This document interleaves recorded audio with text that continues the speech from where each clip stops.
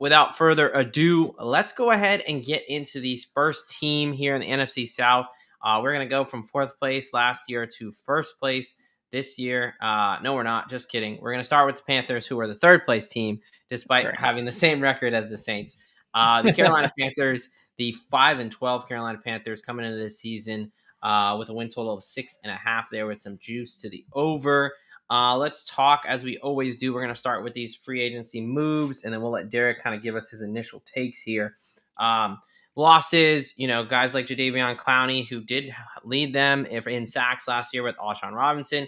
Shaq Thompson, arguably their best defender, although kind of dealt with some injuries there, moves on to Buffalo. Cornerbacks Caleb Farley and Dane Jackson are gone. Safety Jordan Fuller, kicker and punter are gone. So some losses there, some notable, definitely more on the defense, special teams. And as far as who they added, really kind of the big ones, Rico Dowdle coming in after a 1,000-yard season with the Cowboys, comes in to kind of slot into that backfield.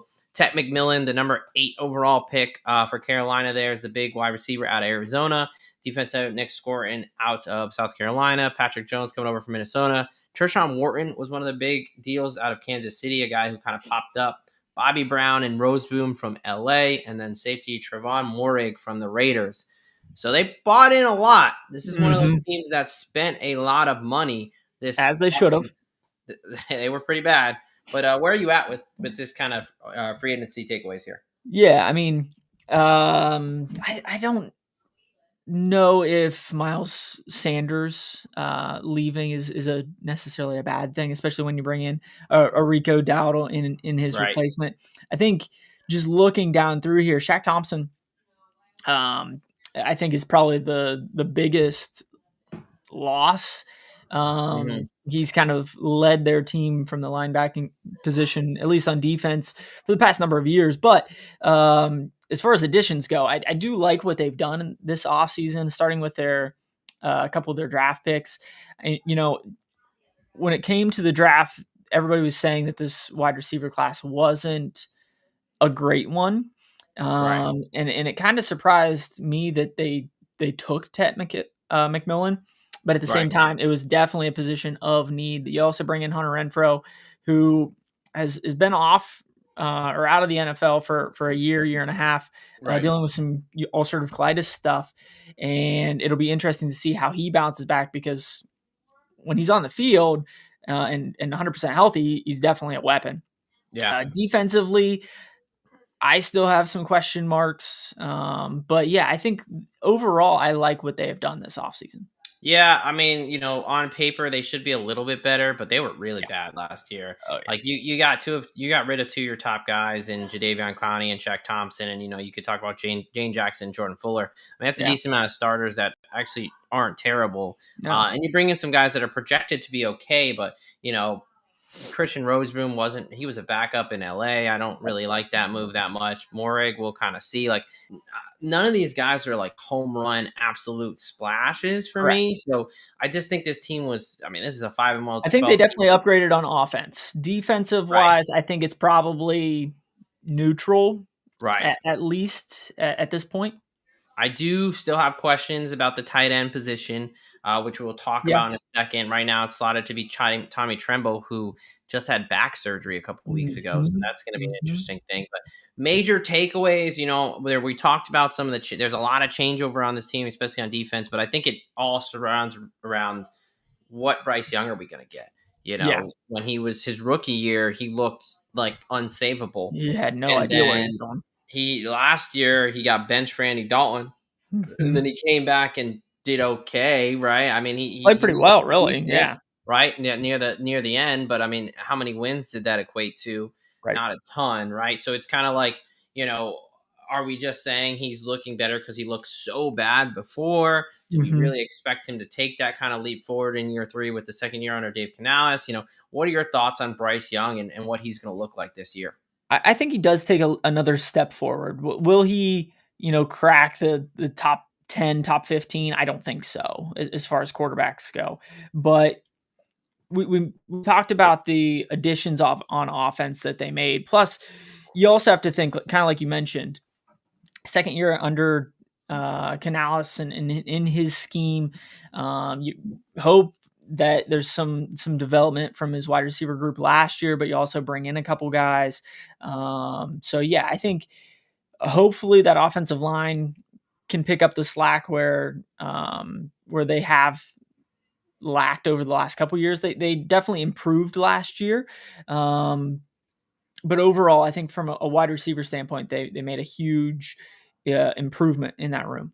Yeah, and I will say you kind of talked about it, but Bryce Young, I think he took like something crazy, like 50. Let me look at the stat. His rookie It was year, he kind of was similar to Caleb Williams last year in terms right, of rookie sack numbers. Yeah, right. I He think took 62 sacks his he was just rookie year. very overwhelmed with the pass Right. rush once he got into the National Football League. Only 29 sacks the last year, kind of as you mentioned. So that should help, hopefully, if they can continue to kind of ratchet that up for Bryce Young there. Yep. Let's talk about some of these major injuries, as we always do before we head on over to the fantasy world there. Starting off with, one that shouldn't be very hopefully major, but it is important because he's such an important guy here, and that's Tetairoa McMillan, the first round pick there. Unknown, really injury. Essentially, he Mhm. collided with a DB at practice, and they kept him out of OTAs the last couple days. They said it's precautionary. Right now, we just have no reason to not believe them. Sure. So just something to be aware of if he does this does linger into training camp, then Yep. yeah, that's something we could talk about. But right now, just kind of something to mention. A bigger one, I kind of hinted at it, but right now the tight end number one is slotted to be Tommy Tremble out of Notre Dame. He just had back surgery a couple weeks ago. They got the surgery in late May for a nagging injury. No real timetable here. They are expecting him to be back, somewhere around the preseason ish, somewhere around the season. But we know back surgeries are no joke. So what's your kind of outlook on Tommy Tremble with having this surgery, just a couple months before the season? Yeah, I mean, it definitely was a surprise that they mentioned what kind of back surgery it was. They did not because Yeah, they don't have to right now, so it makes our job a little bit harder. But we for just sure. know it But was a nagging injury from last year. And it didn't yeah, seem like to get fixed. So yeah, and why it took the last 3, 4, 5 months to have it done. right, Again, we don't know that, but any back surgery comes with its concerns, right? And I mean, anytime we're cutting near the spine, there are certain things that can go wrong. Sometimes they will, sometimes they won't. It's just like one of those 50-50 things. right. Yeah, I think from a tight end standpoint, they just don't have many guys there. I No, mean, outside of Tommy Tremble, they have Jatavian Sanders, Mitchell Evans, guys that I personally haven't really heard much of. right. Um, so yeah, I mean, going back to the whole Bryce Young situation, like you're definitely probably not going to get a ton of help coming out of that tight end room. But yeah, I mean, it'll be interesting to see how Tremble will bounce back after the back surgery. Again, kind of just depends on what it was. Look, yeah, he's slotted as the tight end one right now, but there's going to be opportunity for Sanders or Mitchell Evans to kind of take over. So if Yep.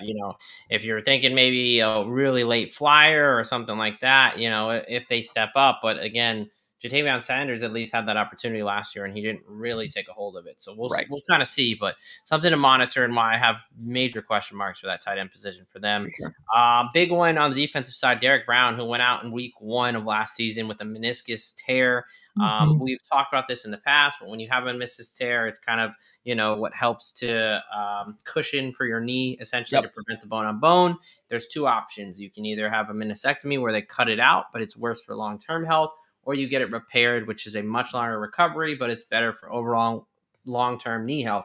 So he went with the repair. It's kind of a 4 to Yep. 6 month return, but he should be good to go. We Yep. really don't see a lot of like drop off the next season because there is so much ramp up time. So good news for Derrick Brown. Hopefully that's going to be a big boost for him coming back And in the middle. also probably a good thing that he went ahead and had it repaired. Being a 300 plus defensive Mhm. lineman, I mean, there is a ton of stress being placed on those knees just walking around.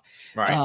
And as a younger, pretty damn good defensive Yeah, he's a stud. lineman, uh, yeah, I mean, they'll want to have him for years to come. So hopefully, this is something where it goes well. He doesn't necessarily miss time in the future. Yeah, no, absolutely. And then just something to note, DJ Wonnum, outside linebacker, he kind of had a black back injury, excuse me, back injury flare up during OTAs. Just something to know. He should be okay. We know backs are finicky, though. They can be For sure. tricky. I mean, we just talked about Tremble, who I'm sure his started as a back injury thing, kind of on and off nagging, and then he had to get surgery. So just something to note. Backs are tricky, but, right now, nothing of major concern. For sure. All right, let's move on to the fantasy realm here. Any guys in this offense that you want to talk about fantasy football-wise? Yeah, I mean, we talked a little bit about wide receivers and how they brought in Renfro and Tetairoa McMillan. They still have Adam Thielen, who has always been one of my favorite wide receivers to grab. You got Xavier Legette, but I'm going to go to their RB1 last year, Chuba Hubbard, who's an absolute stud. It'll be interesting to see what that carry load will look like now that they have Rico Dowdle in the backfield as well.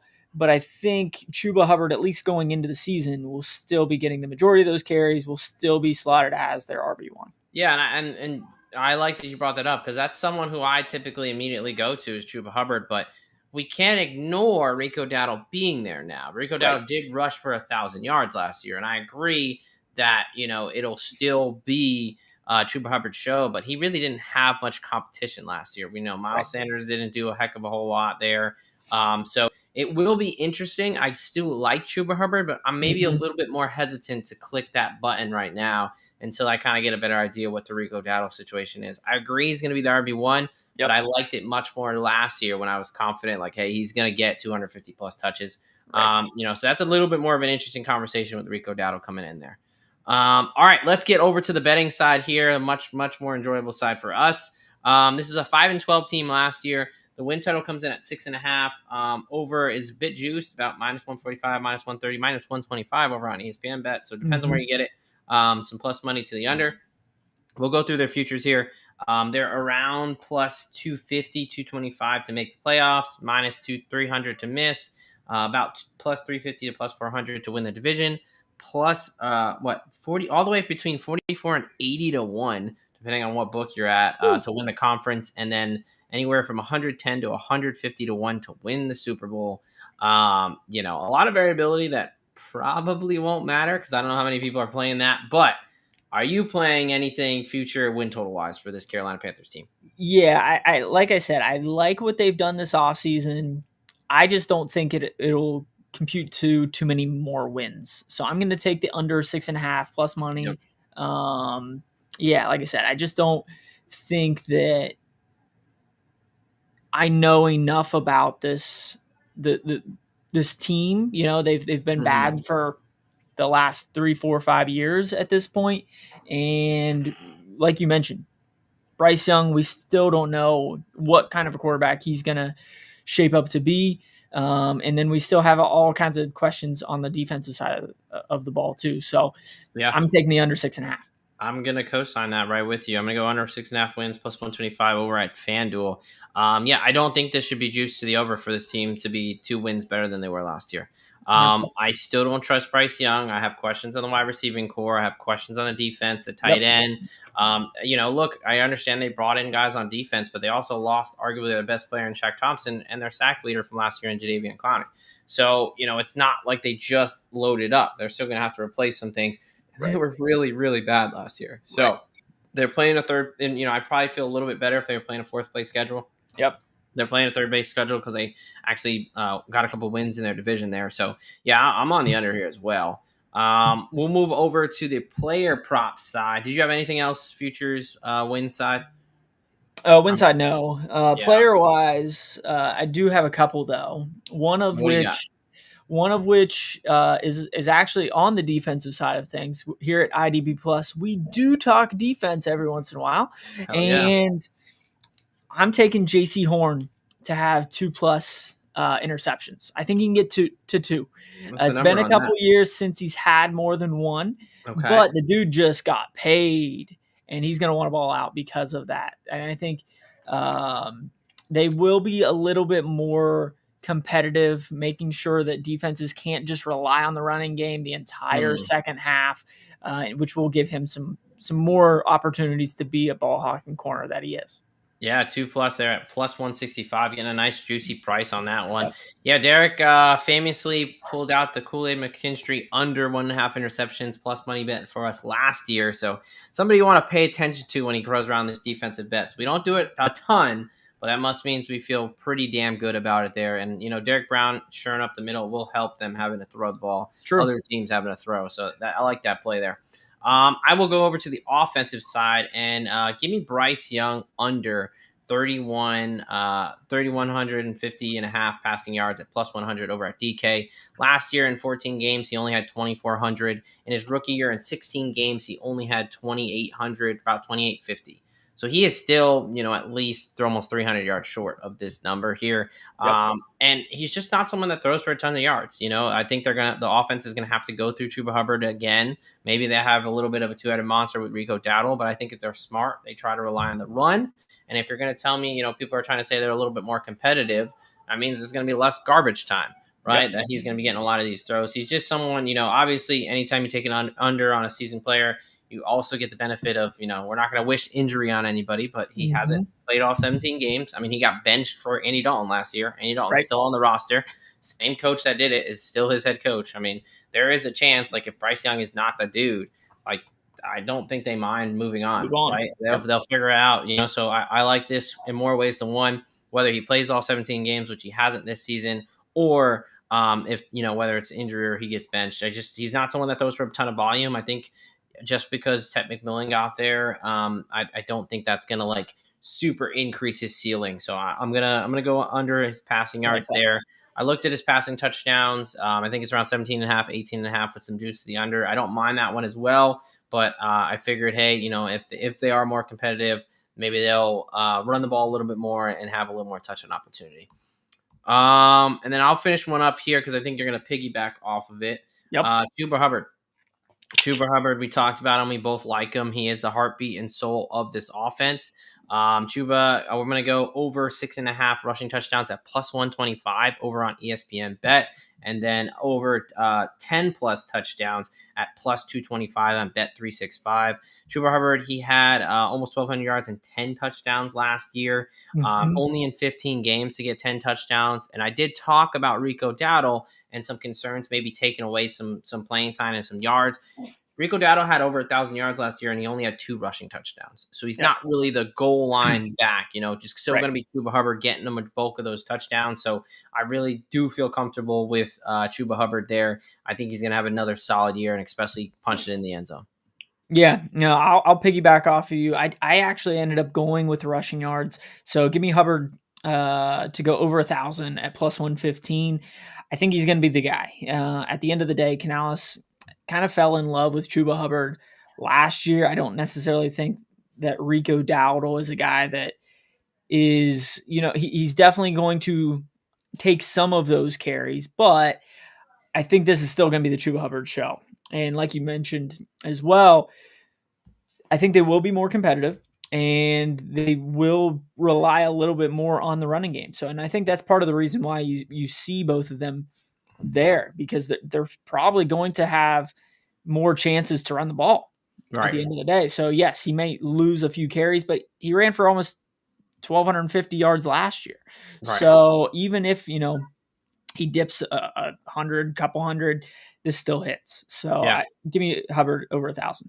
No, yeah, absolutely. All about Chuba Hubbard there. Yeah, so Derrick and I both think, hey, look, even if the Panthers are better, they're only going to be marginally better. Both taking the under 6.5 wins there.